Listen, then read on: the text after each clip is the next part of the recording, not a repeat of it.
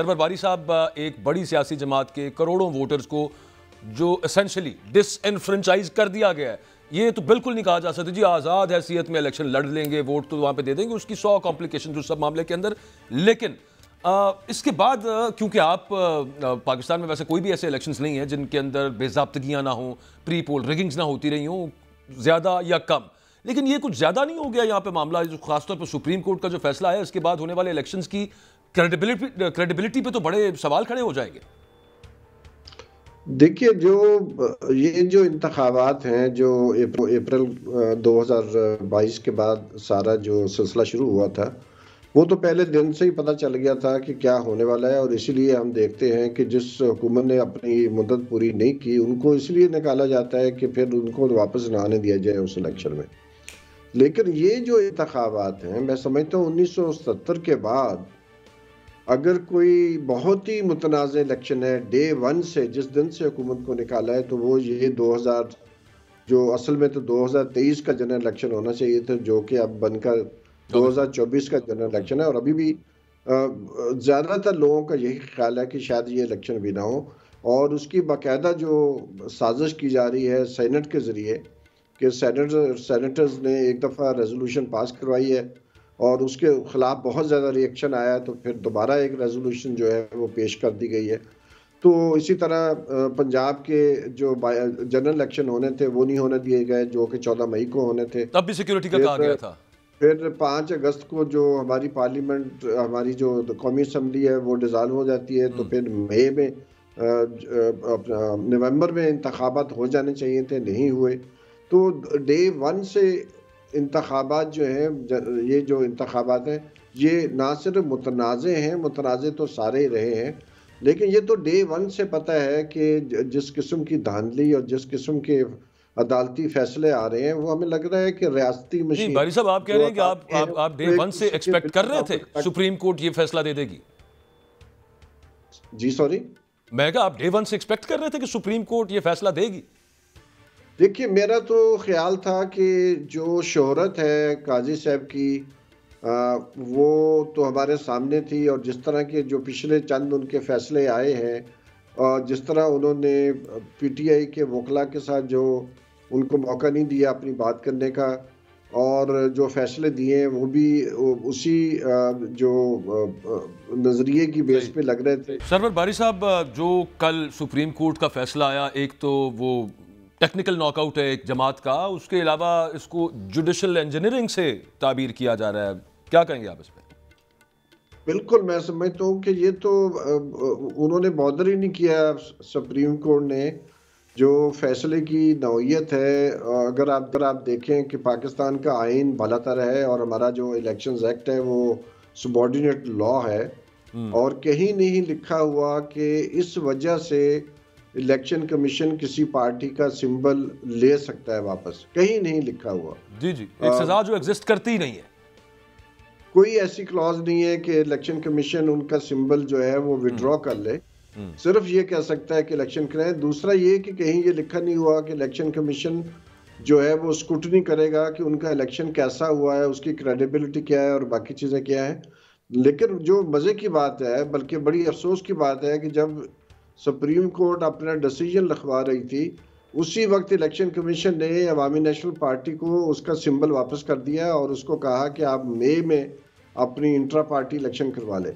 मतलब इतनी ब्लेटेंट चीज़ें हो रही हैं और उसका कोई नोटिस नहीं लेगा। तो क्या ये अदारे ये समझते हैं कि 24 करोड़ आवाम में से किसी का ज़मीर नहीं है कि वो इन चीज़ों को उठाएंगे, इसके ऊपर प्रोटेस्ट करेंगे, और इनका जो सारा किया धरा है वो बिल्कुल बेनकाब हो जाएगा। और मेरा अपना ख्याल है ये तो इंजीनियरिंग से भी कोई बुरी चीज़ है, सोशल इंजीनियरिंग है या जेनेटिक इंजीनियरिंग होती है, तो ये तो मैं समझता हूँ कि बिल्कुल ब्लेटेंट हो गया। कल जिस तरह तो ऐसा लगता है बारी साहब, मकसद ये है कि इतना ब्लेटेंटली किया जाए और कहा जाए कि भाई जो उखाड़ सकता है हमारा उखाड़ ले, दिखाया जाए उनको कि आवाम को, जमहूर को, कि ये औकात है आप। लेकिन विहाड़ी में, मकसद ये लगता है शहर के अंदर जिस तरह लोगों को उठाया गया है, जिस तरह जो उम्मीदवार हैं उनको पकड़ा गया है, और जिस तरह तशद्दुद किया गया उनके ऊपर, साउथ पंजाब में तकरीबन हर डिस्ट्रिक्ट में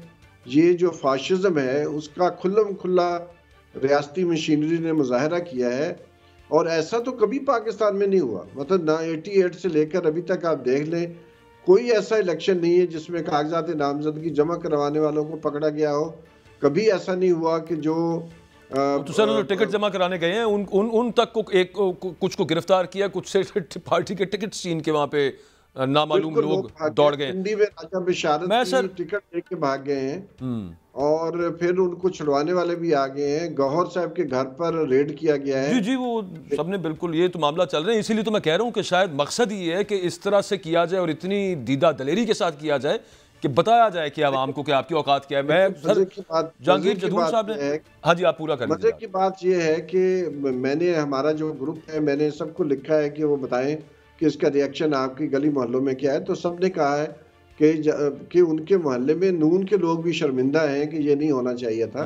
तो इससे जो मकसद हासिल करना चाह रहे हैं, लोग क्या शर्मिंदा होने से फर्क पड़ता है? उनकी जो टॉप लीडरशिप है उनको तो बिल्कुल कोई शर्मिंदगी नहीं है ना, बल्कि वो चूंकि यहाँ पे बेनिफिशियरी हैं। मैं शामिल गुफ्तगू करना चाह रहा हूँ सर, जहांगीर जदून साहब साथ हैं।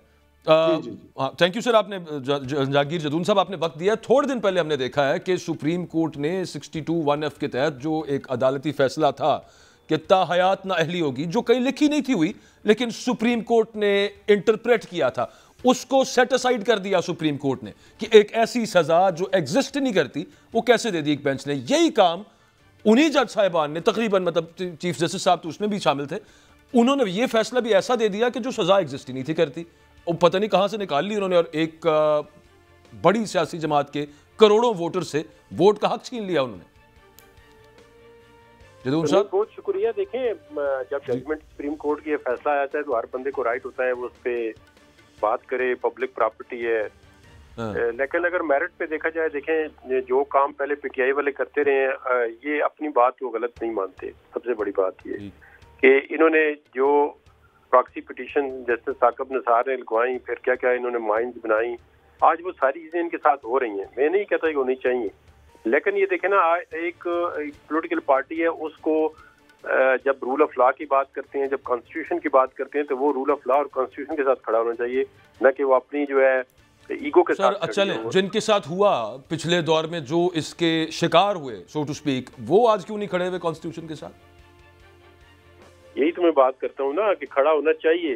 मैं ये नहीं कहता। अब देखिए हर बंदा अपनी काजी साहब ने जो फैसला दिया है उस पर दो अरफी बात की, टाइम बड़ा कम है, तो आपने इतना थोड़ा लेट हो गया, लेकिन क्या कहेंगे इसके ऊपर आप? ये टेक्निकल नॉकआउट होने चाहिए सियासी जमातों की, और क्या जुडिशियल इंजीनियरिंग जो इसको कहा जा रहा है?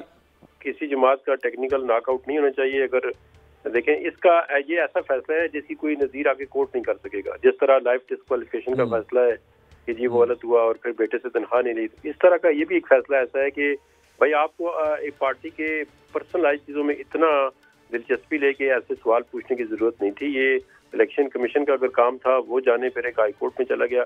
तो एक मतलब एक ये जदून साहब आप जानते भी हैं काजी साहब को, उनके बारे में ये कहा जाता था, एक परसेप्शन थी कि जी लेगेसी का उनको बड़ा ख्याल है, आइन और कानून की ताजीम को बड़ा मुकद्दम रखते हैं। ये क्या हुआ? उनको लेगेसी का बिल्कुल ख्याल नहीं आया। ये फैसला जब भी कोर्ट होगा ये तो अच्छा। कल से मीडिया पे लोग इस पे तनकीद कर रहे हैं इस फैसले पे, और मैं भी यही कहता हूँ कि ये मुश्किल हो जाएगा कि इस फैसले को आगे डिफेंड करें। जिस तरह की कल से इस पे बैकलैश आ रही है, जो रिपोर्टिंग हो रही है, हालांकि देखिए 100 खामियां। रिपोर्टिंग की क्या बात सर करनी, लेकिन जो नजर आ रहा है ना सामने सर जो किया है, मतलब इससे बड़ी जमहूरियत से डिसर्विस क्या होगी? आप अगर इलेक्शन पे बात करें तो इलेक्शन तो किसी देखें ना पार्टी के, अगर आप खरीदना चाहें या इलेक्शन की हर चीज देखें तो बहुत मुश्किल से कोई एक आध पार्टी से पूरा उतरती हो।